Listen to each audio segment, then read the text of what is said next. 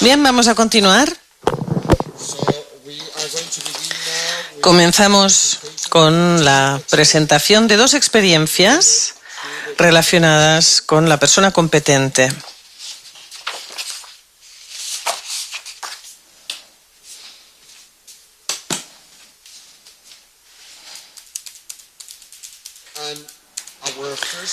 Nuestra primera presentación vendrá por Pepe Menéndez, de Cataluña, España. Pepe es director delegado de Jesuitas Educació.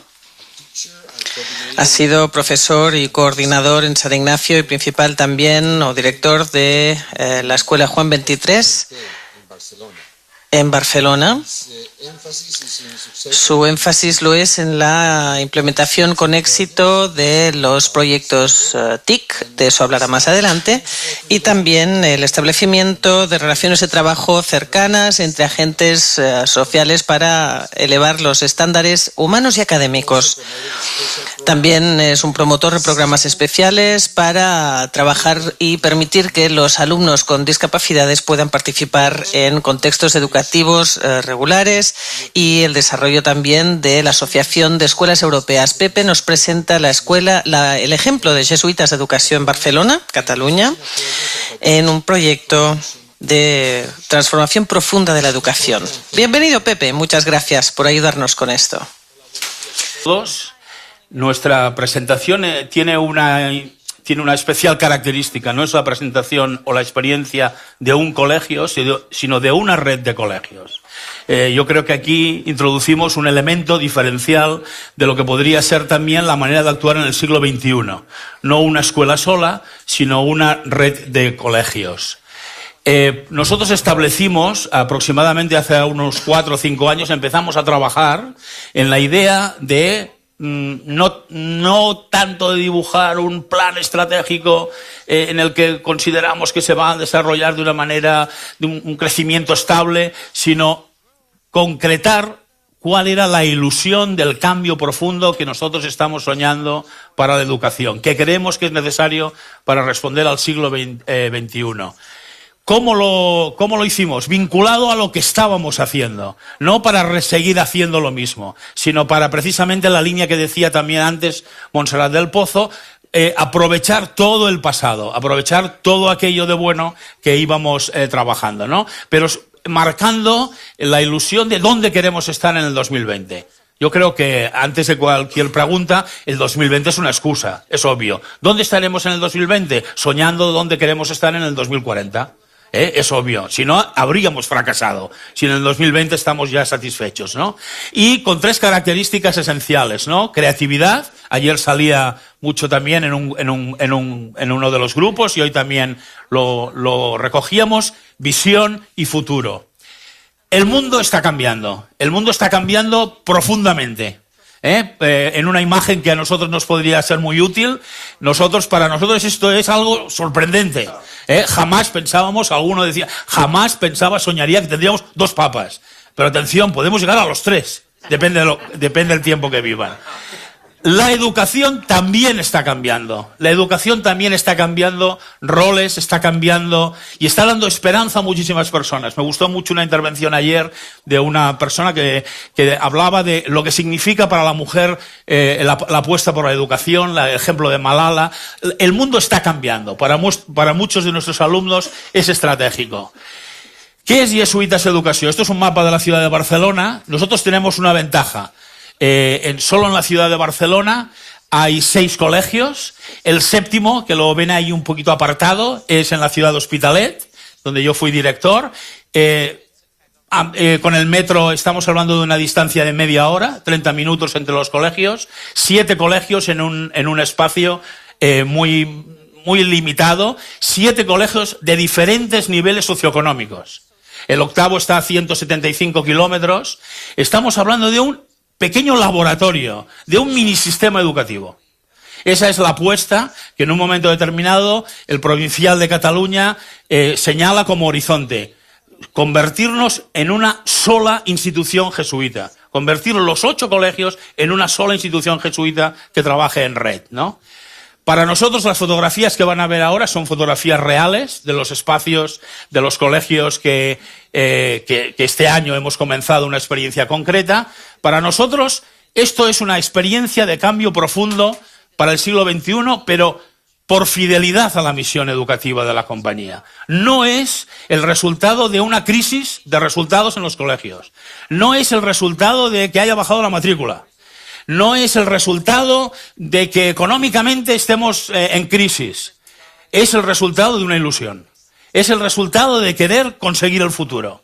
Es el resultado incluso, como se ha señalado hace un momento también, combatir aquello que funciona bien. Nuestros colegios funcionan bien, tienen buenos resultados. En los mejores expedientes académicos del bachillerato figura un tanto por ciento importante de nuestros colegios. Pero para nosotros había un elemento fundamental que no estábamos integrando o consiguiendo, que era que nuestros alumnos se proyectaran hacia el siglo XXI como personas capaces de transformar el mundo, capaces de gestionar ese proyecto vital que les permitiera transformar el mundo. En nuestra preparación hemos sido muy cuidadosos en separar dos cosas que normalmente dificultan la reflexión educativa, que es el qué y el cómo. Establecimos un año con una participación de toda la comunidad educativa. Los 13.000 alumnos participaron en la pregunta ¿qué escuela sueñas? Los 1.400 educadores, tanto profesores como personal de gestión, también participaron en la pregunta ¿qué escuela sueñas? Los delegados de familias, no pudimos acceder a las 11.000 familias más o menos, pero aproximadamente unas 800 familias sí que participaron directamente también en esta pregunta. Pero les preguntábamos ¿qué sueñas? No el cómo lo vamos a hacer, porque el cómo al principio dificulta mucho el debate. Yo sueño una escuela que personalice mucho la educación, pero ¿cómo lo vas a conseguir con 30 alumnos en clase? Vamos a esperar primero a soñar. Primero establezcamos el marco de lo que queremos hacer. Y al año siguiente, que fue el curso pasado, sí que establecimos un trabajo sistemático, cómo vamos a hacerlo. Y todo esto que hemos soñado, cómo vamos a conseguirlo. Y por otro lado, el elemento esencial es la implicación de todo el mundo. Los mismos profesores, cuando empezamos el proceso, decían, las familias no querrán esto. Y en cambio, cuando el proceso ya llevaba un año y a las familias les íbamos comentando cuál era nuestro sueño, cuál era el resumen de las ideas que sus hijos nos habían recogido, las familias decían, nos sentimos orgullosas de estar en una institución que en plena crisis económica está pensando en el futuro de nuestros hijos. Ese fue uno de los elementos más importantes que recogimos como precisamente implicación de la comunidad. Los alumnos nos dijeron ideas muy interesantes. Hay una dirección, una página web que está en catalán, castellano e inglés, que pueden leer todo lo que hemos ido recogiendo de este proceso. Los alumnos nos dijeron, tenemos escuelas tristes, los colores son tristes, los profesores a veces vienen enfadados al aula porque quieren mantener el orden. Un profesor cree que entrar enfadado al aula es el primer elemento para mantener la disciplina y el orden, cosa que es su primera misión. La misión del alumno es destruir este orden. Combatir este orden, combatir precisamente esa rigidez, ¿no? ¿Qué fuimos trabajando?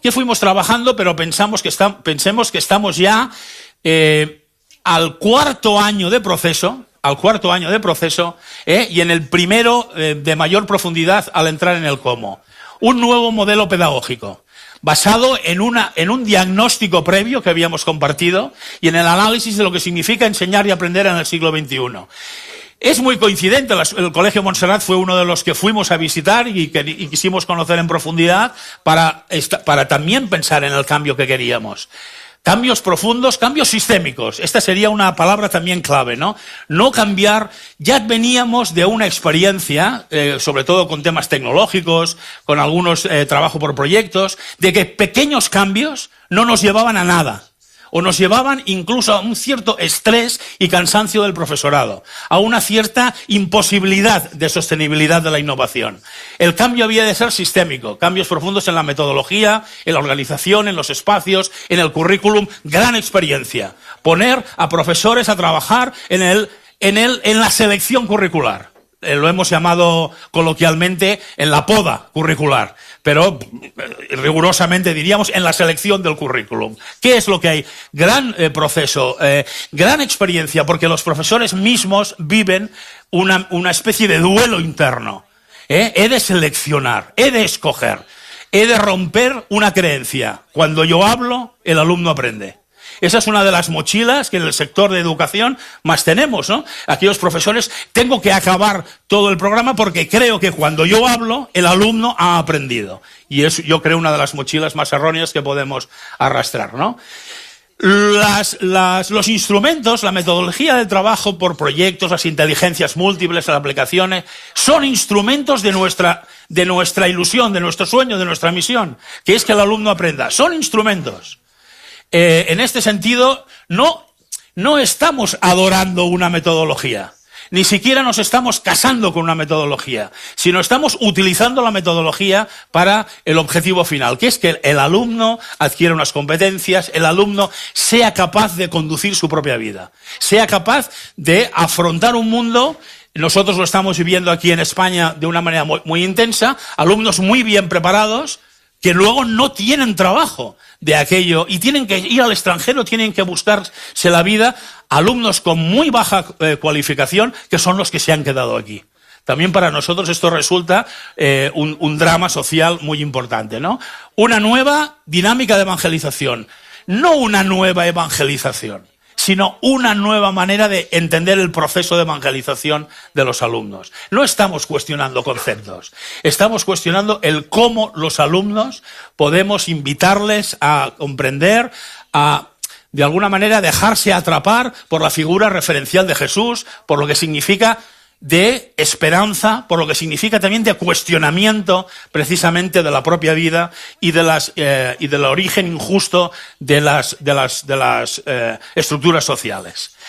En este proceso, el alumno es el centro. Hemos hecho cosas de las que hablaba Montserrat, integración de dos grupos, la gran paradoja. ¡Qué gran paradoja! Cuantos más alumnos hay en el aula y yo más incorporo la ratio que tengo de profesores, mayor personalización consigo. Esta es la gran paradoja, es otra mochila que hemos demostrado que podía ser de otra manera. Aquello de, al final un profesor, un alumno, no sirve de nada eso. No es un proceso de aprendizaje. Nadie en la sociedad aprende uno a uno, sino aprende en contextos y dificultad y aprende precisamente orientando, acompañando a este alumno, ¿no? Alumno en el centro del proceso de aprendizaje. Hemos empezado concretamente este curso por dos experiencias. Es muy importante que tengamos en cuenta que somos una red, que somos 8 colegios, que son 13.000 alumnos. Para nosotros era importante ir introduciendo cambios en diferentes niveles socioeconómicos, pero en este caso no todos a la vez. No todos a la vez. Pensábamos que nos sentíamos más seguros avanzando de esta manera que no haciendo cambios en todos los colegios a la vez con estructuras, con historias personales de los colegios que no tenían el mismo nivel de preparación tampoco. Alumnos de 3 y 4 años en 4 colegios y alumnos de 11 a 14 años en 3 colegios. Escuchen, la mirada de estos chicos el primer día, el 15 de septiembre, era como la mirada del Día de los Reyes Magos, que no sé cómo se traduce, o en la mirada de Navidad, de Papá Noel, ¿me entienden? Captamos imágenes, la mirada era de asombro, de sorpresa. ¿Este es mi colegio? Aquel que era aburrido, triste, y que tenía... De acuerdo, ya voy acabando además. En total coge a 800 alumnos y 65 profesores. Pero la experiencia era para los 8 colegios, no era para estos 3 colegios, sino nosotros procuramos, como una sola institución educativa, trabajar en red de tal manera que los 8 colegios se implican y aprenden. No son 3 colegios y yo miro, sino que paralelamente vamos trabajando por aquello que podríamos denominar la creación de las condiciones para el cambio en todos los colegios, en los 8 colegios de la red. Y sobre todo pensar también en esta nueva relación con las familias, ¿no? Hemos empezado, por ejemplo, a recoger cuáles son las competencias de las familias, a ver si alguna nos puede ayudar a determinadas actividades en el aula. Para nosotros es una educación diferente para un mundo diferente, pero esta foto es muy simbólica. que nadie nos pregunte cómo serán las cosas de aquí 3 años. No lo sabemos. Por un lado, nosotros queremos construir el futuro, pero por otro lado sabemos que ahora es imposible. No sabemos si dentro de 3 años tendremos 3 papas. No sabemos si dentro de 3 años incluso Cataluña estará en España. No sabemos si dentro de 3 años la Unión Europea seguirá. No sabemos muchas cosas, solo sabemos que queremos apostar por el proyecto vital y profesional de nuestros alumnos. Gracias.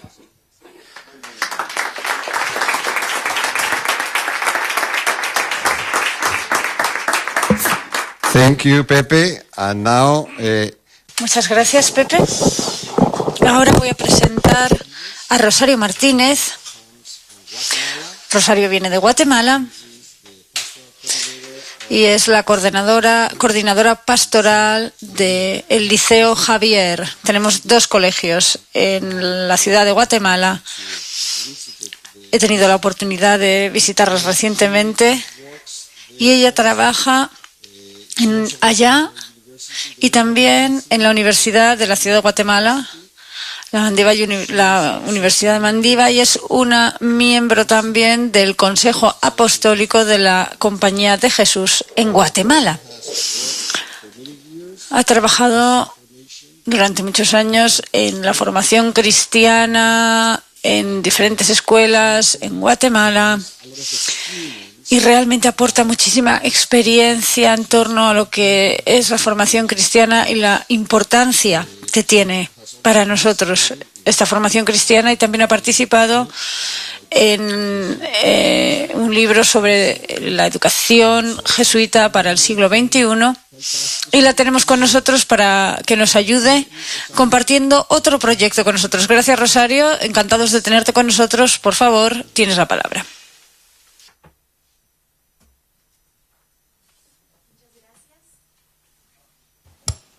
Ahí sí. Muchas gracias. Gracias por permitirme estar aquí frente a ustedes. Es una gran alegría y también un gran compromiso, ¿no? Lo que vengo a presentarles, pues, es el libro que en el colegio hemos escrito acerca de cómo formar, desarrollar y evaluar las competencias fundamentales para la vida en los estudiantes. Aunque es un libro, o lo que yo les voy a presentar es un libro, pues no es realmente el libro lo importante, ¿no? Sino toda la experiencia acumulada que hemos ido teniendo en el colegio y que pues ha resultado en este libro. Pues el Javier se fundó en 1592 y a inicios del 2002 celebrábamos los 50 años de fundación del colegio. Importante que en este momento pues empezó una especie de etapa de renovación del colegio. Empezamos a pensar en que el currículo tradicional, ese que ya nos han mencionado, ¿no? Donde el profesor se para enfrente del grupo, transmite toda su sabiduría y conocimientos y los estudiantes son meros receptores, ¿verdad?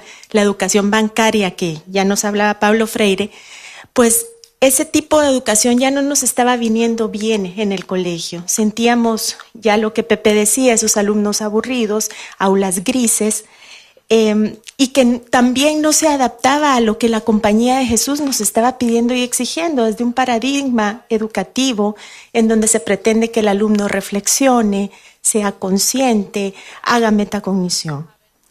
Entonces empezamos a reflexionar y empezamos a hacer algunos cambios y en el 2010 pues publicamos un libro que se llamó Las competencias fundamentales para la vida.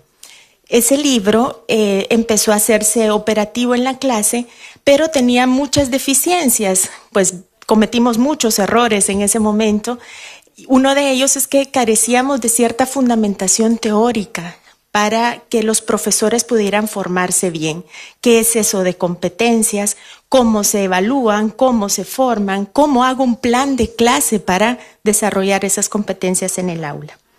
Entonces, pues luego de esos ensayos y errores, volvimos a reunirnos un grupo de profesores y pues editamos a inicios del 2014 este libro que, insisto, es un resumen de la experiencia acumulada y que pretende responder a preguntas fundamentales. ¿Qué es competencia?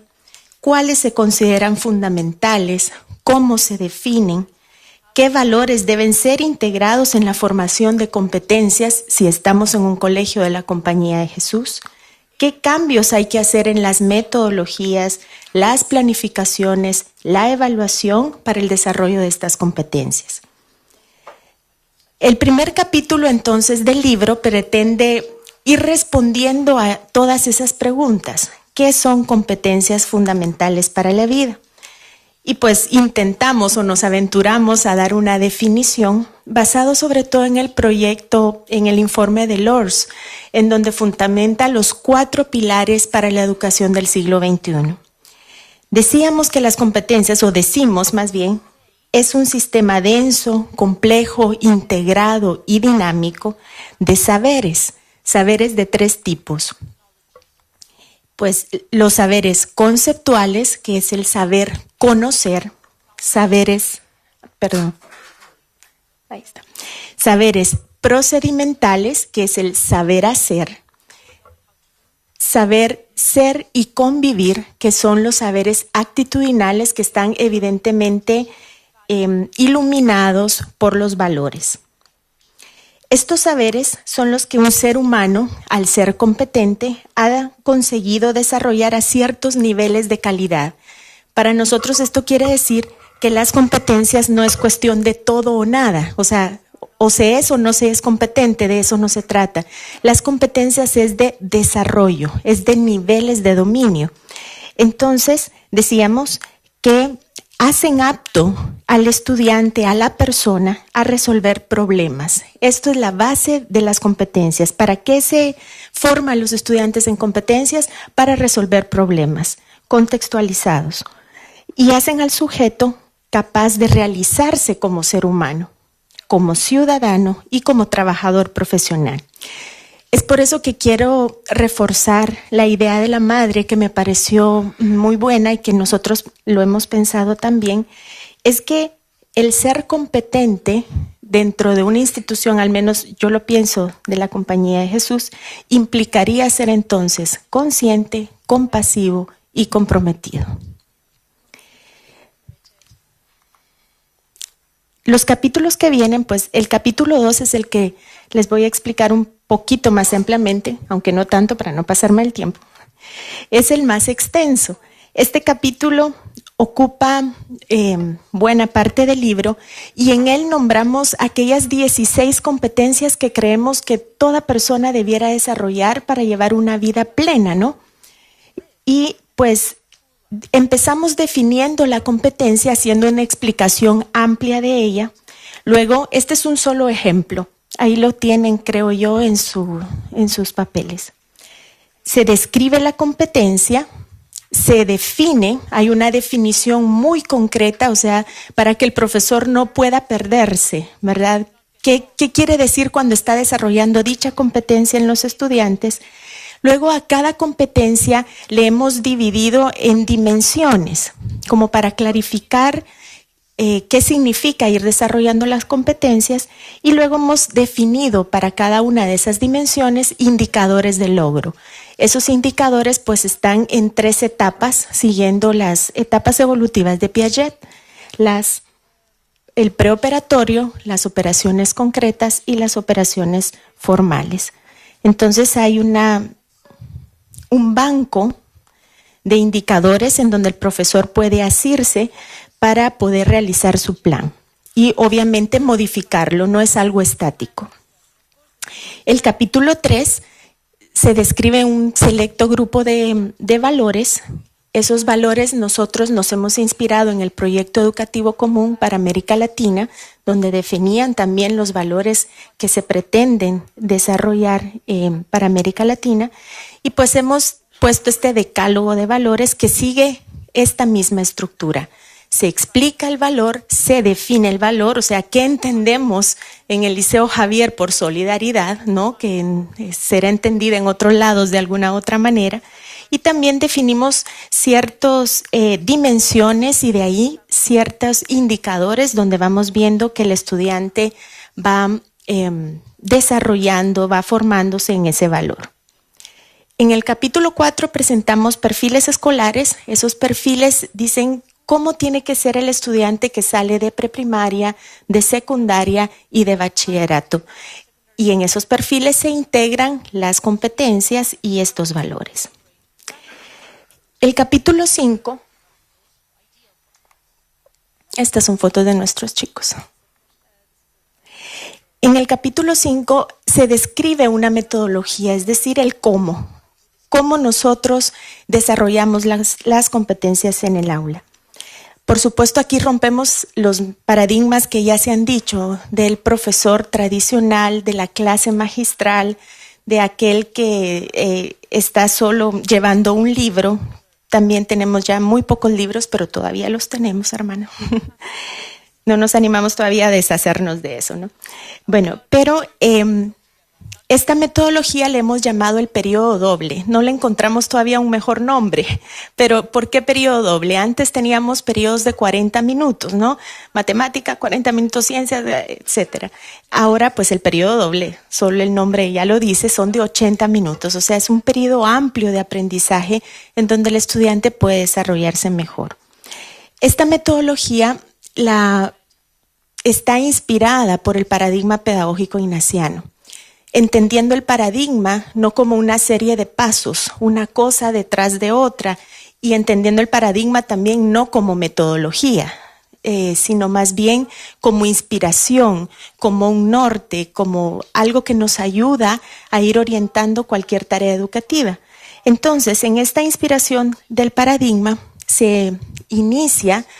Y esto he de decir también que cada uno de estos pasos de la metodología pues no son necesariamente uno atrás de otro. El profesor puede jugar con esa metodología como mejor lo prefiera. Se inicia con una introducción motivante. Esa introducción motivante, ahí el profesor plantea una pregunta, un problema, normalmente de la vida diaria del estudiante. Esa pregunta también permite activar los conocimientos previos del estudiante y ahí está muy presente el contexto, no solo el contexto social y económico, sino también el contexto del estudiante, dónde está, cómo vino el día de hoy, cómo está preparado para el aprendizaje. Y también se crea el desequilibrio cognitivo, es decir, con una pregunta interesante, él puede moverse, ¿no? A decir yo tengo que resolver esto y eso le motiva. El trabajo personal y el trabajo cooperativo, aquí se da una síntesis, más bien está iluminado por la experiencia, la reflexión y la acción. En el trabajo personal, el estudiante estudia personalmente ciertos lecturas, ciertos conceptos, o bien personalmente experimenta, por ejemplo en ciencias, ¿no? Tiene alguna experiencia personal, esa experiencia la reflexiona, se propone a los profesores que hagan preguntas, no de tipo literal, de pregunta-respuesta, ¿no? Sino siempre preguntas inferenciales, también preguntas que le lleven al estudiante a la metacognición, y preguntas que le lleven a la autorregulación, evaluando constantemente su proceso de aprendizaje. Teniendo ya ese trabajo personal, pasa el estudiante al trabajo cooperativo. Ahí ya se junta con otro grupo de compañeros y comparten todo aquello que lleva en su trabajo personal.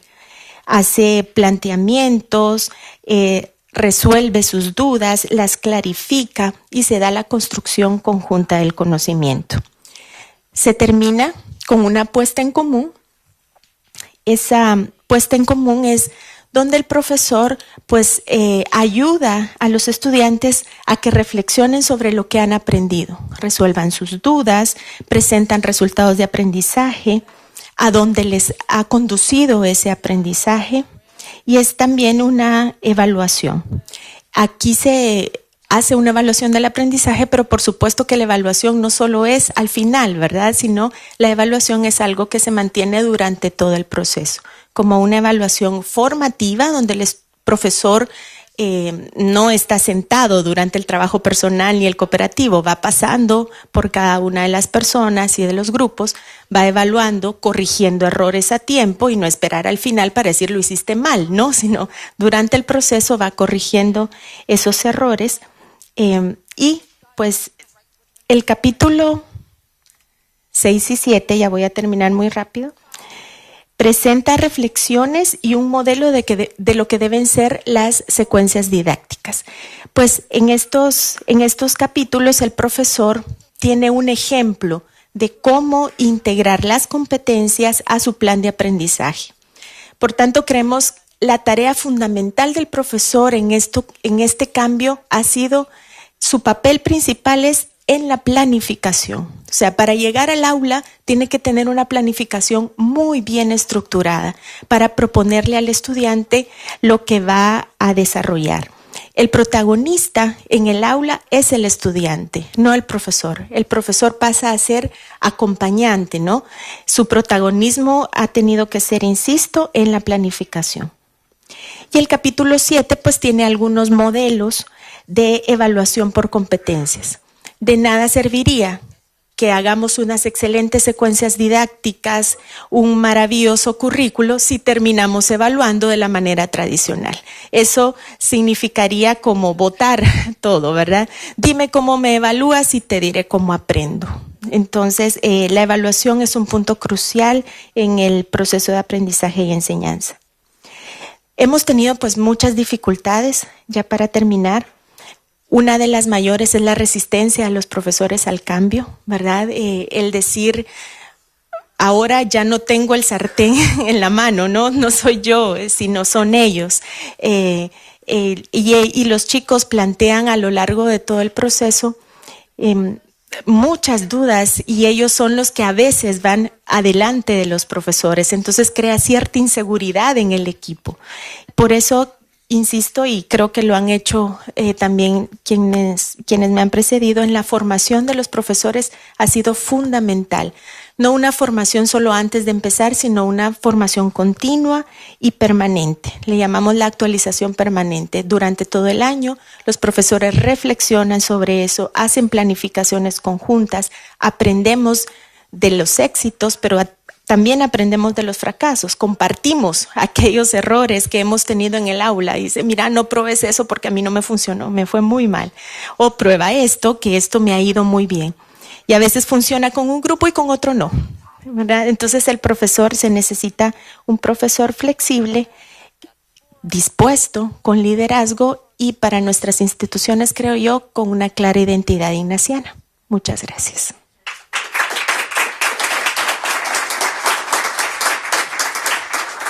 Gracias, Rosario. Muchas gracias. Thank you, Rosario, for... Muchas gracias, Rosario, por esta presentación sobre esta experiencia de lo que estáis haciendo en la ciudad de Guatemala, en el Liceo Javier. Bueno, pues ahora nuevamente tenemos un tiempo para un debate y sugeriría una vez más que comencemos con un poquito de reflexión personal sobre cuáles son nuestros sentimientos en este momento, cuáles son las ideas que se nos pasan por la cabeza antes de empezar el debate.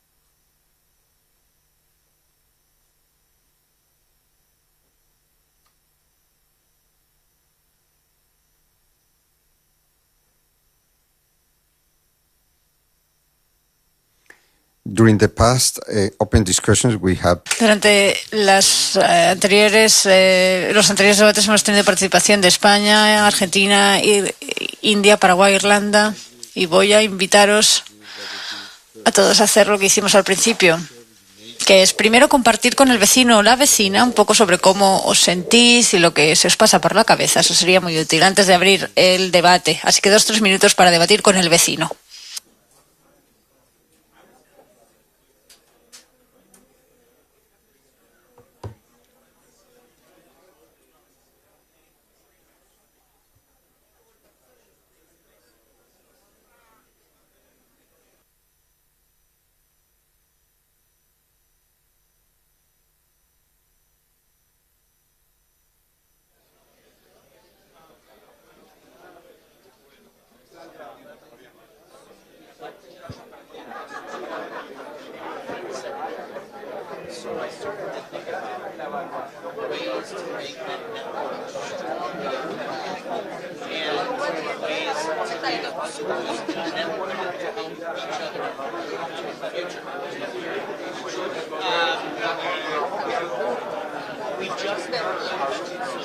Tu saps qui és el de Nepal?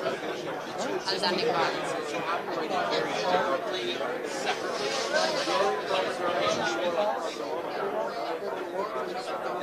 Aquest? Ah, vale.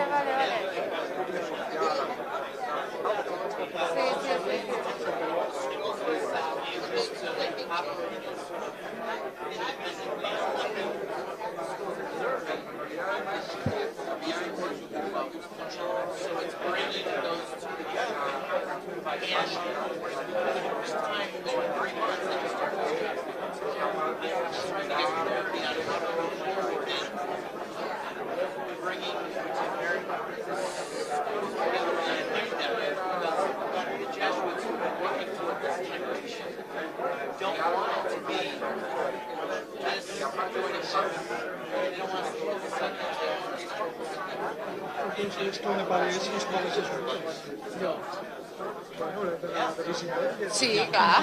Bueno, pues una visita mundial.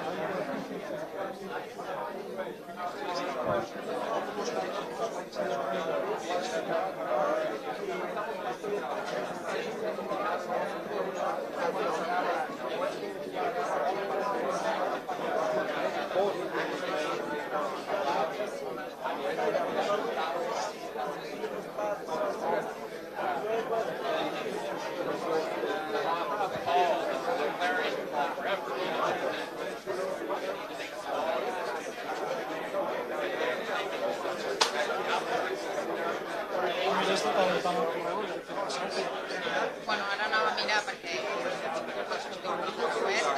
la correctora justa i em va dir que no, haig de buscar una altra i és obrir l'ordinador per anar a contestar correus i que surti alguna cosa. Okay, thank you. Okay, we are going to continue now. And just before opening the floor again for discussion, I want to make sure that we are aware that there is a question here, the question that Paul asked, that is a question for all of us. And is, why do we need to change the way we teach? Why we need to change the way we do things at the school when we have good academic results?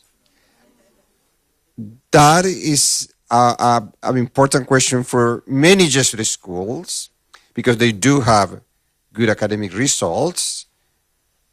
I don't know if that is a good thing, but they do have good academic results. And I say that I don't know if it's a good thing. Of course, it's a good thing, but I don't know, because sometimes that is the excuse not to change. Pepe was also saying during his presentation that they decided to change not because they didn't have good academic results, but rather because they thought that they needed to serve the mission better. A la misión mejor.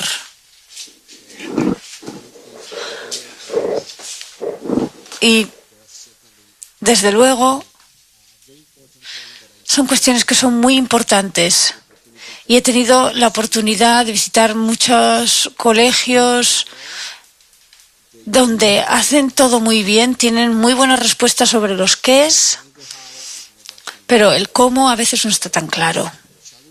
Pero ese es el reto y es por lo que estamos aquí hoy. Y también quiero señalar que hemos oído hablar de 3 modelos hoy: el de Montserrat, el de Jesuitas Educació aquí en Cataluña y también el de Guatemala, que son modelos diferentes. Y la idea sería un poco no tanto decidir cuál es el que quiero, sino más bien tratar de que estos modelos sirvan de inspiración para nuestro propio viaje, por así decirlo, y para construirnos nuestra propia autopista o para construir nuestro propio edificio educativo. ¿De acuerdo? Tengamos esto presente. Y ahora abramos el turno de debate. Así que, ¿quién quiere intervenir o plantear preguntas? Tenemos aquí 1, 2, 3, 4, 5, 6, 7 manos. Bueno, no sé si me has seguido, pero ala, esos 7, encuéntralos.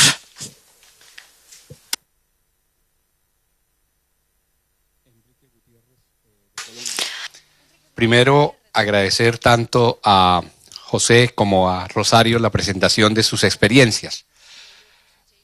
Hay un punto que yo creo que es muy importante. El primero que surge es la necesidad de la preparación de los profesores para el cambio. Si nosotros no empezamos desde un cambio de mentalidad en los profesores, es imposible cualquier cambio. Y la pregunta que surge de ahí es, bueno, ¿y el cambio para qué? Y conversábamos aquí con los 2 compañeros que tengo al lado, que ese cambio debe darse porque nosotros nos encontramos enfrentados a 2 cosas que son desafiantes. Una, que tenemos un nuevo tipo de estudiante. Los estudiantes de hoy en día, del siglo XXI, no son los estudiantes que teníamos a finales del siglo XX, ni siquiera hace 5 años. Han cambiado radicalmente su manera de aprender, sus intereses. Y el segundo elemento que influye en ese desafío hacia el cambio es todo lo que significa las nuevas tecnologías, que implican una manera diferente de aprender para nuestros estudiantes. Entonces tenemos que necesariamente dar respuesta a ese nuevo tipo de estudiantes y a esas nuevas maneras de interactuar con toda la tecnología y las nuevas maneras de aprender. Thank you, Enrique. Number 2. Gracias, Enrique. Oigamos la segunda intervención, por favor.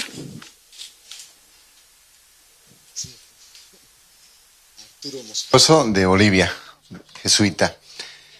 Quiero agradecer de verdad a los 3 ponentes. Realmente son charlas muy sugerentes, muy impactantes, en la línea que nos proponías tú, José Alberto. Realmente son ilusionantes las charlas, ¿no? A uno le lanzan a que es posible otro tipo de educación, otro tipo de mundo de concepción. Quería preguntarle o comentar y así también hacer una pregunta a la hermana Montserrat. Ella hablaba de que, claro, antes una introducción, es decir, uno piensa en las grandes diferencias que existen de lugares a lugares porque toda esta nueva implementación cuesta dinero, ¿cierto? Me imagino, no debe ser así simplemente el hacer nuevas aulas, etcétera. Pero más allá de quejarme de que no tengo los medios o que no tenemos los medios en algunos otros lugares, se trata de pensar de aceptar el reto y decir, yo creo que es posible esto. También es posible. Con los medios, con la situación, con el contexto en el que trabajamos y vivimos, es posible, aunque esto cueste mucha plata o mucho dinero. Entonces, la hermana Montserrat hablaba creo que de Camerún, que es posible, ¿no? Entonces yo decía, caray, me encantaría conocer esa experiencia para decir, quisiera aprender de lo que ya se hace, ¿no? ¿Por qué tener que inventarlo yo? Si gente como ella nos puede ayudar en eso, bienvenido. Segundo tema, una cosa que me impactó mucho es que no se trata de hacer adaptaciones curriculares para los alumnos especiales, sino que todos los alumnos son especiales. todos. 35 alumnos y 35 modos distintos de aprender y 35 modos distintos de adaptar mi enseñanza a ellos. Ese es un punto muy interesante y quisiera rescatarlo mucho. Y finalmente, el tema de, claro, los jesuitas o los que trabajamos en la Compañía de Jesús tendremos que hacer esa propuesta educativa, una implementación, una traducción con la espiritualidad ignaciana. Pero ella hablaba de que todo es pastoral, es decir, todos hacen pastoral, ¿sí? Entonces, es un equipo, el colegio es el equipo de pastoral. Evidentemente, eso hay que traducirlo y también me gustaría que nos pueda dar algunas pautas, guías o que nos confiese pues su secreto, ¿no? Porque yo creo que es muy interesante. Muchísimas gracias, pues. Thank you, Arturo. Number 3. Sí. Bien, simplemente hacer... Name and country. Sí. Ah, perdona, enseguida voy. Enrique Caturla, Barcelona. Bien, me gustaría hacer algunos subrayados sobre lo que hemos oído. En primer lugar, yo creo que la ponencia, que me ha parecido extraordinaria, de Montserrat, y las dos experiencias son diferentes, es verdad, son diferentes modelos, pero yo creo que han sintonizado emisoras de la misma frecuencia. Es decir, yo creo que existen una relación, unos puntos en común entre las tres cosas que nos han presentado, ¿no? Y eso me parece positivo. Recordad que en la carta en la que se nos convocaba este seminario que nos dirigió José Alberto, hablaba sobre que la pedagogía ignaciana desde sus orígenes ha sido ecléctica, es decir, que en su momento, ya en su nacimiento, pues escogió lo que le pareció más adecuado para los objetivos educativos que tenía la compañía, como fue el conocido modus parisiense, bueno, en fin, y otras cuestiones, ¿no? El funcionamiento de la Universidad de París, etcétera, ¿no? Yo creo que hoy en día el mercado, si me permitís la palabra, que hay algunos editores que utilizan esa palabra, el mercado pedagógico es importante. Yo creo que tenemos contribuciones en el campo de la pedagogía y de la psicología de la educación que están ya en estado sólido. Inteligencias múltiples, trabajo por proyectos, trabajo cooperativo. Yo creo que tenemos que intentar hacer una síntesis en ese supermercado pedagógico, y entonces escoger lo que nos parezca más adecuado. Yo creo que hemos de optar, siempre he sido partidario, lo sigo siendo, por una variedad metodológica. Y Montserrat lo decía también de alguna forma. Es decir, yo no me casaría con una única metodología, sino creo que es importante la variedad metodológica porque es, en el fondo, una forma de tratar la diversidad. Es decir, no todos los alumnos se sienten igual de felices trabajando en una determinada metodología, por tanto la variedad me parece interesante. Como seguramente el tiempo va transcurriendo, simplemente algún subrayado más. La importancia de definir un currículum contextualizado. La libertad que nos tenemos que dar para poder priorizar los contenidos del currículum que nos corresponde impartir. Yo creo que nos hemos de sentir libres para escoger aquellos contenidos que nos parezcan prioritarios. La frase clásica de non multas et multum, no muchas cosas, pero sí a fondo lo que tratamos, creo que debe gobernar nuestros criterios a la hora de seleccionar el currículum. La importancia, dos subrayados más y acabo, la importancia de los espacios y de los tiempos. El diseño de los tiempos y de los espacios condiciona muchísimo la introducción de cualquier innovación. Diseñar unos nuevos espacios y unos nuevos tiempos facilita la introducción. El cambio en los espacios y en los tiempos genera en los profesores una nueva forma de trabajar, la utilización de una nueva metodología. Lo que ha dicho Montserrat sobre formación... Tiempo, acabo. Del profesorado, digamos, para la acción, utilizando las metodologías, me parece muy interesante. Y hay otras cosas que también son muy interesantes, pero que no tengo tiempo. Y a lo mejor pido la palabra más adelante. Excelente. Muchas gracias por tu tolerancia. Número 4.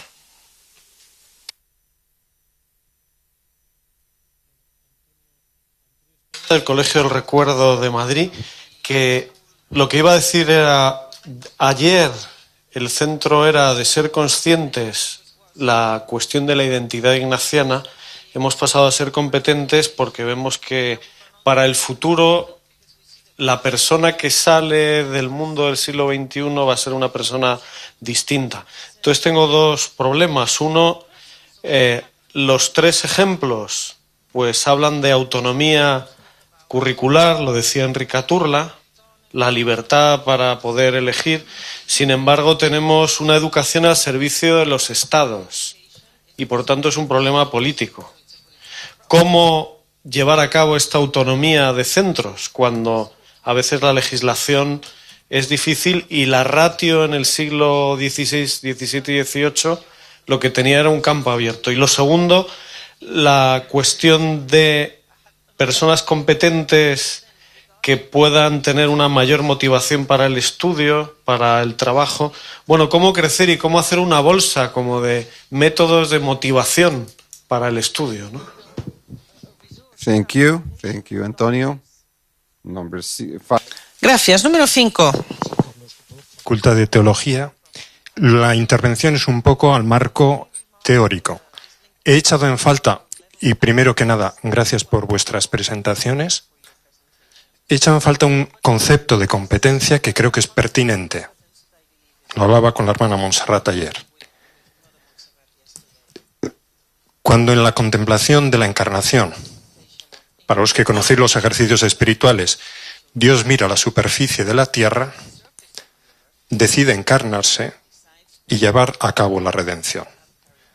Por este acto, hace competentes a los seres humanos en su propia salvación.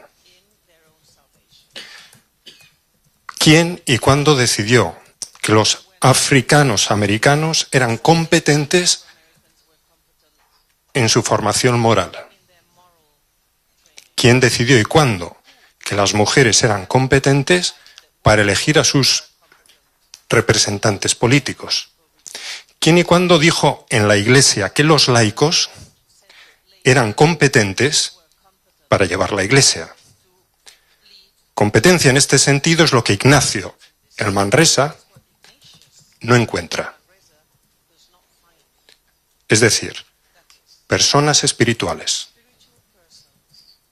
Y por eso se pone a hacer ejercicios y por eso los escribe. Y para hacer a otros competentes en lo que todavía no lo eran, los da. En este sentido de competencia, creo que esto incumbe a la educación de la Compañía de Jesús, enabling people, hacer capaces a otros, después de haberles reconocido competentes, es parte de lo que nos toca. Podría poner más ejemplos, pero creo que transmito la idea que quiero transmitir. Competente es una cuestión de declaración y la profecía está al centro de descubrir a quién es Dios, no los estados modernos, no los planes educativos, no las posibilidades de una gran ciudad, a quienes Dios ha hecho competentes en la vida de este mundo que estamos gestionando. Yo creo que no mi colegio, sino la red de colegios de la Compañía de Jesús tiene que responder a hacer competentes a grupos que todavía no lo son. Gracias. Thank you, Carlos. Gracias, Carlos. Número 6.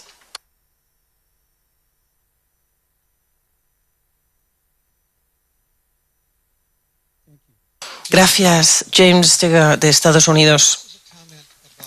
Este es un comentario. Bien, debo decir, es el contexto de hasta qué punto las personas aprenden mejor en escuelas que ya son fuertes. Voy a hablar de las escuelas Cristo Rey, que como saben todos ustedes son un modelo que atienden solo a alumnos de familias pobres en Estados Unidos y los alumnos trabajan 5 días escolares completos cada mes en alguna empresa que paga a la escuela y por lo tanto así da apoyo para la financiación de la escuela. Es el modelo de las escuelas Cristo Rey. Parte de su objetivo es hacer que estos alumnos son escuelas de secundaria. Esto que hace que cuando los alumnos comienzan tienen ya un retraso de 2 años en nivel académico por pruebas normales y lo que se quiere es llevarlos al nivel que les toca y que eventualmente puedan tener éxito en una universidad de 4 años. Y han tenido éxito y cada vez van teniendo más éxito, pero lo que es realmente interesante de estas escuelas es si hablas con los alumnos y preguntas ¿qué disfrutas más? ¿Y dónde aprendes más? Te dirán en el lugar de trabajo.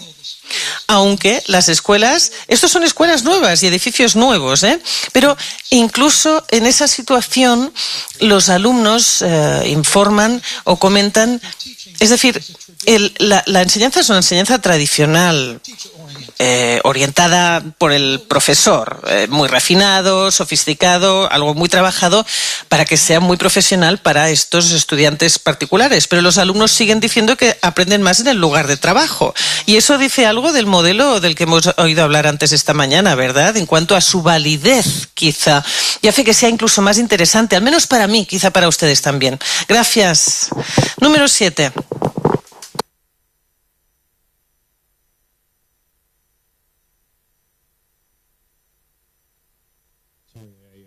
Sí, siempre hablo, ¿verdad? Paul Donovan, de Canadá.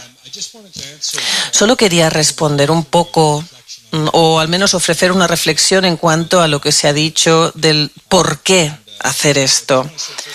En primer lugar, solo quiero decir que yo no soporto la expresión de alumnos para el siglo XXI. Es que no puedo. Y parte de la razón de por qué me molesta tanto es porque pienso que estamos formando a nuestros chicos para el mundo. Y yo no creo que eso sea el caso en absoluto. Y para mí, pues eso va justo a la raíz de por qué tenemos que cambiar. Por tanto, quería dar esto como ejemplo. Os voy a explicar lo que sigue. Soy un pecador y os voy a decir que Dios me ama, os voy a decir que me ama tanto que me guía y me invita a trabajar. ¿Os habéis hecho los ejercicios espirituales todos de San Ignacio, las 4 semanas? ¿Lo habéis hecho? Porque os lo he dicho. Los ejercicios espirituales no van de esto, van de la experiencia de hacerlo. Y para mí, lo que hacemos en nuestras escuelas a menudo, y os diré esas 4 cosas, es, y luego, sí, has hecho los ejercicios. O sea, totalmente lo opuesto a lo que quería San Ignacio. Entonces, el cambio que es necesario, y creo que esto ocurre a nivel de qué experimentan en realidad los niños, no solo qué saben en sus cabezas, pero eso para los que están allí ya. He mencionado esto antes, es que es tan esencial en mi contexto. Somos la única escuela católica, en mi caso, de niños de habla inglesa en toda el área de Montreal, la única. Y cada año, pues cuando recibo todas las solicitudes de matrícula, tengo que decir a todo tipo de niños, no puedes venir, lo siento, porque tu nivel académico no llega, porque no tienes X, Y o Z, y no tienen otra opción, no tienen ningún otro lugar al que ir.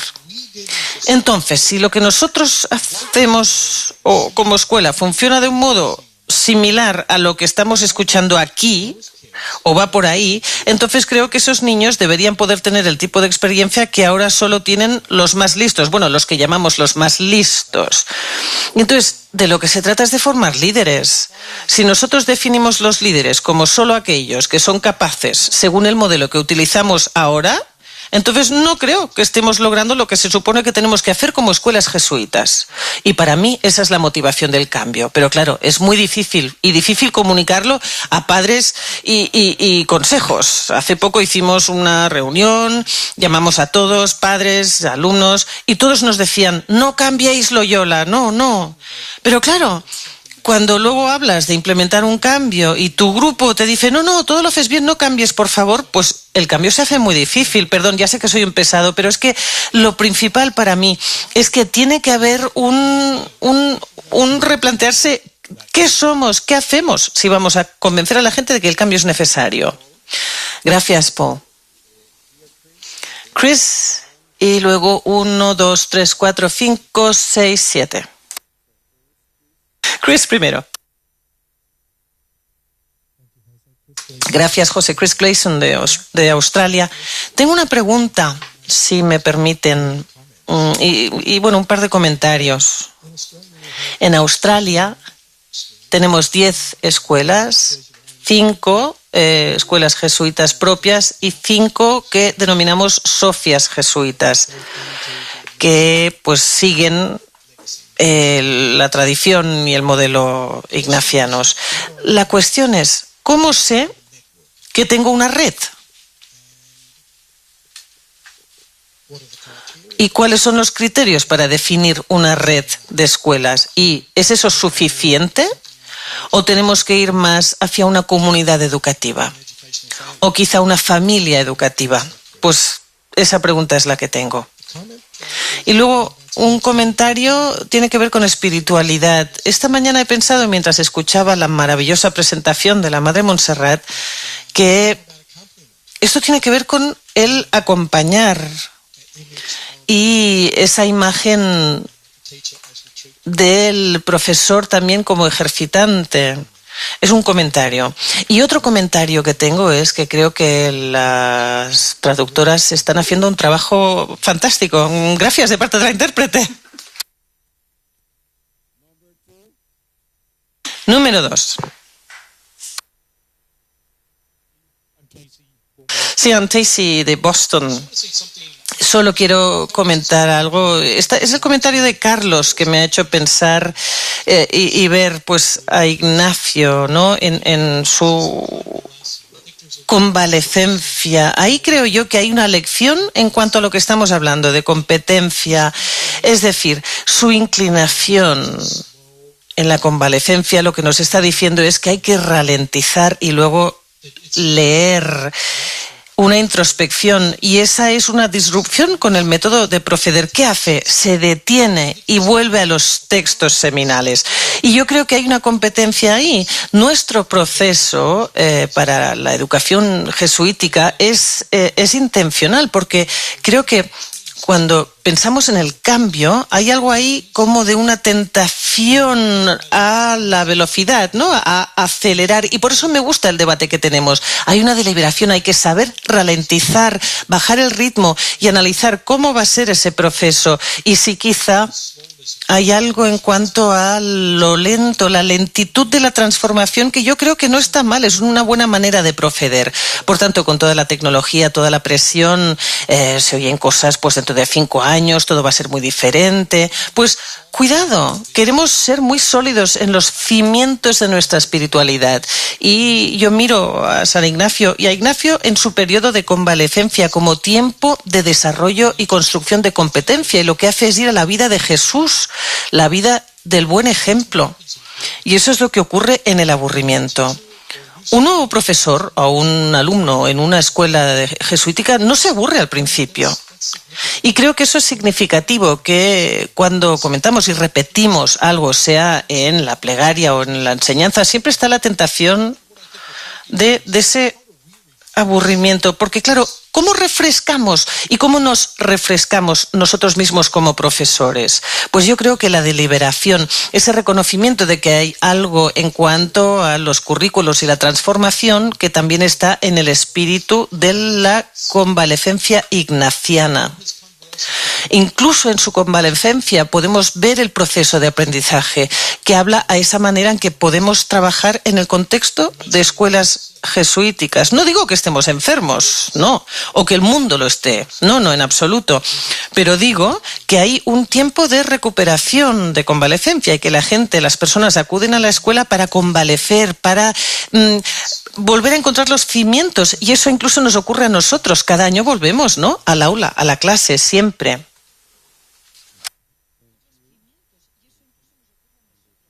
Volvemos, ¿no?, al aula, a la clase, siempre. Eamon McGuinness, I'm almost... Adelante. Sí, perdón por volver a ponerme de pie. Hay muchas preguntas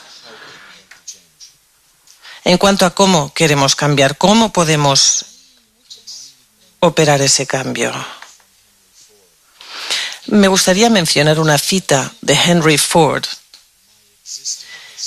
Si yo preguntara a mis clientes actuales lo que quieren,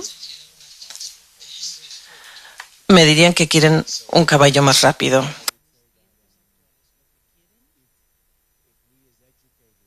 Por tanto, si nosotros como educadores creemos que hay clientes que se beneficiarían de un automóvil, es nuestra responsabilidad crear el automóvil y dar a las personas la oportunidad de conducirlo, como hizo Ignacio y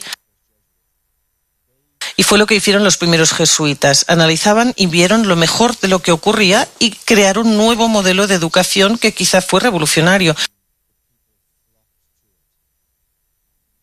Y por lo tanto es el tipo de caso en cuanto a que si construimos, vendrán. Gracias, Eamon. Ahora, número 3.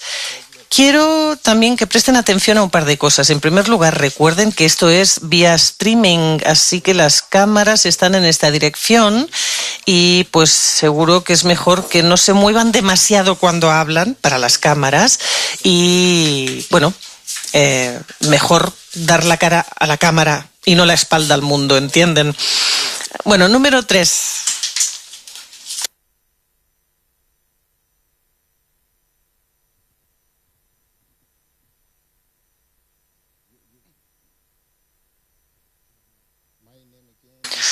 Soy Ikena Ikechif de la escuela jesuita en Nigeria. Yo supongo que el cambio es una manera de vida. No sé si cambiamos per se por el cambio mismo o si cambiamos para responder a una situación, para ser más competentes para poder cambiar. Hay tantas diversidades y complejidades en las cuestiones de nuestro mundo, ¿no? Es el signo de los tiempos, ¿no? Es, bueno, en algunos lugares significa pobreza que genera prostitución y a su vez robo, y en otros lugares pueden ser otras tendencias donde la avaricia y la codicia de los políticos es lo que manda. En otras regiones puede ser simplemente la degradación del medio ambiente. Pero hay muchos cambios. Yo me pregunto, ¿tenemos modalidades de cambio que puedan responder contextualmente en regiones particulares en nuestras escuelas? Porque el tipo de cambio que yo busco, es decir, un dinamismo que sepa responder a las nuevas cuestiones en el momento en que se plantean, ¿eso lo tenemos o tenemos un tipo de cambio que pueda responder a cualquier situación? Pero esto no es abstracto.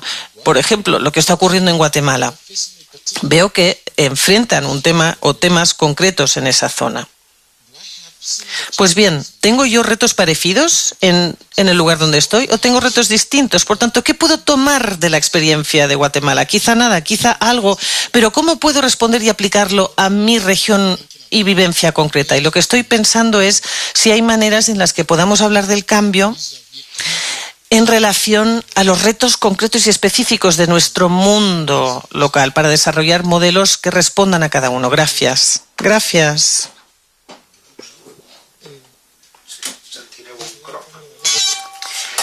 Quedó muy... Juan Cristóbal, de Chile, estaba pensando al escucharlo y me preocupa o me pregunto por cierta ingenuidad que creo que podemos tender a tener fácilmente y sobre todo en la cultura actual, digamos, respecto del cambio de nuestro estar. Me preocupa que asumamos como un dato obvio el éxito de nuestros colegios, cuando por lo menos en mi país se ha cuestionado bastante hasta dónde los colegios católicos han sido reproductores del sistema en muchos sentidos, o sea, las clases económicas que educan, hasta dónde efectivamente producen personas solidarias o no es un discurso, pero que va aparejado de una realidad objetiva que tiene que ver con clases sociales reproduciéndose. Me preocupa la misma ingenuidad respecto del mundo en que vivimos, de la globalización, la secularización, el individualismo y cómo eso nos afecta. Y me preocupa que no lo pongamos en el discernimiento al hablar del cambio. Creo que hay muchas cosas en las que habría que ahondar más hondamente. Primero, por las motivaciones para el cambio. Me gustó lo que dijo nuestro compañero de Canadá, a propósito de que creo que ahí está la motivación para el cambio, servir a la misión, pero eso supone más finura respecto a eso. Y también respecto de criterios de discernimiento, porque es verdad que hay muchas pedagogías y todo, pero no sé si todas nos ayudan para lo que queremos. Mi experiencia con las nuevas generaciones, yo los últimos 8 años trabajando con jóvenes, es que hay ciertas cosas en que no estamos acertando muy bien. Y que en el mundo, en mi país decimos, en el mundo de los ciegos el tuerto es rey. Y que nuestra situación hasta cierto punto tiene mucho de eso. Entonces, me preocupan ciertas ingenuidades más gruesas respecto de las dinámicas que van ocurriendo en el fondo de la vida de nuestros alumnos. Me preocupa la desintegración que viven muchos de los jóvenes. Y entonces, ¿cómo pedagogías nuevas abordan eso y no los dispersamos más en la red?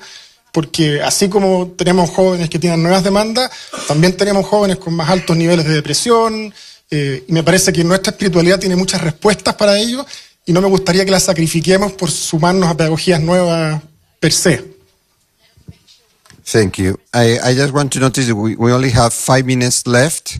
So. Tenemos solo 5 minutos, así que por favor sean conscientes ustedes del tiempo, porque a ver cuánto podemos decir en los 5 minutos que nos quedan. Mi nombre es Tomás, soy de Camerún, y cuando escucho las presentaciones de hoy, esas 3 presentaciones, tengo una serie de sentimientos encontrados. Por un lado, me digo, Dios mío, con toda esta tecnología nueva todo eso es posible, eso requiere muchísimo dinero, vamos a poder hacerlo. Eso por un lado. Y por otro lado tengo la sensación de que estas son muy buenas noticias, porque podemos hacer cosas, se pueden hacer cosas, es posible, y podemos tener proyectos en mi país como estos también. Y pasar, incluso a nivel gubernamental, de unos objetivos, de métodos objetivos al método de competencias, y que todo el país incluso pase de un lado a otro. Y es una buena noticia eso, pero el gobierno ahora nos permite pasar estos métodos de competencias, pero los últimos 3 años no hemos podido hacerlo a nivel práctico, incluso con todo el respaldo del gobierno, porque los profesores no quieren cambiar. Ese es el primer problema que tenemos, y veo que muchos de nosotros tenemos este problema, la resistencia al cambio. Así que la pregunta sería, ¿qué podemos hacer para conseguir este cambio y cómo es posible si eliminamos la parte tecnológica?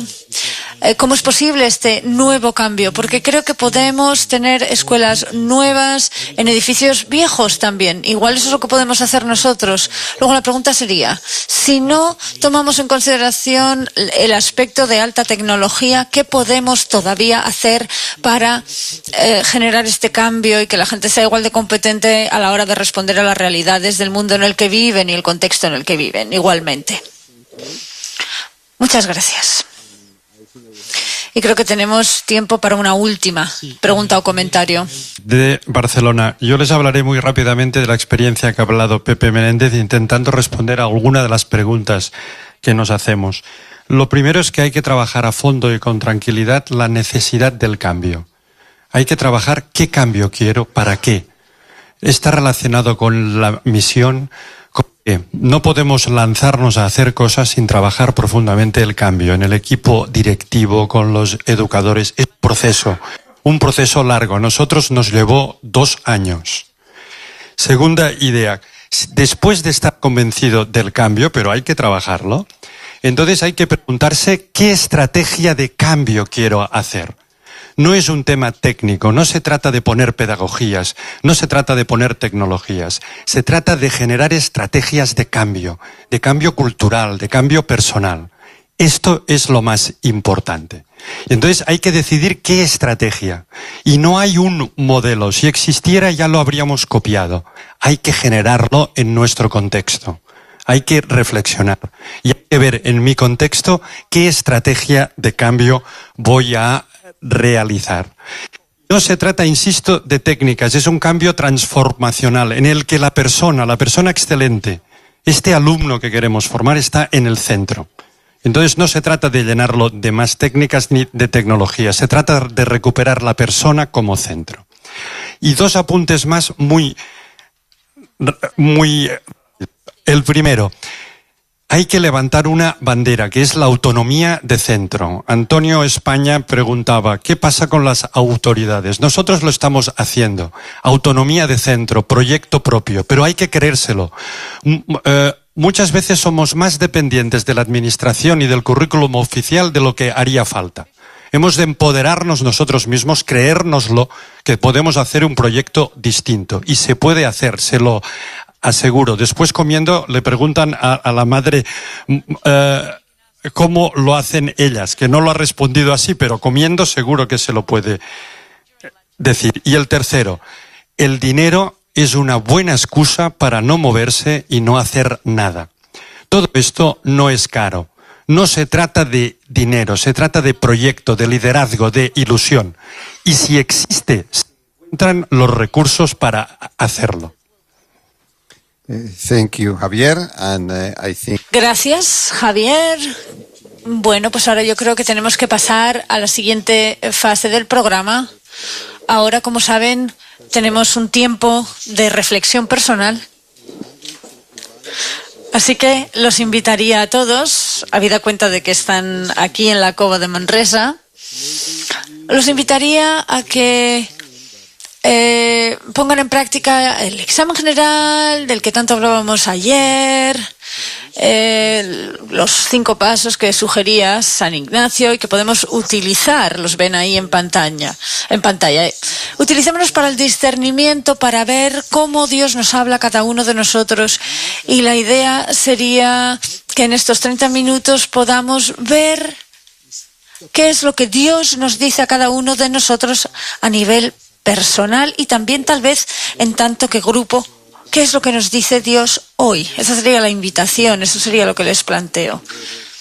Y desde luego no podemos estar en mejor lugar para todo ello, porque Manresa es un lugar ideal para estos planteamientos. Montserrat también decía que parte del problema es el miedo. Todos sabemos lo que es el miedo. Y estoy convencido de que San Ignacio era un experto también en el miedo, que lo experimentó en sus carnes muchas veces. Y la invitación sería a escuchar al Dios de los Evangelios que nos dice: no temas, no temáis. Y esa sería la invitación. Y por tanto tenemos hasta la 1 para eso, para esa reflexión personal, y a la 1 vamos a comer. Así que por favor aprovechen esta media hora, pueden quedarse aquí, bajar a la cueva, porque es una oportunidad de oro, ¿no?, para poder hacer el examen en la cueva. Así que elijan dónde quieren hacer el examen, aprovechen dónde estamos y nos vemos luego comiendo. Gracias.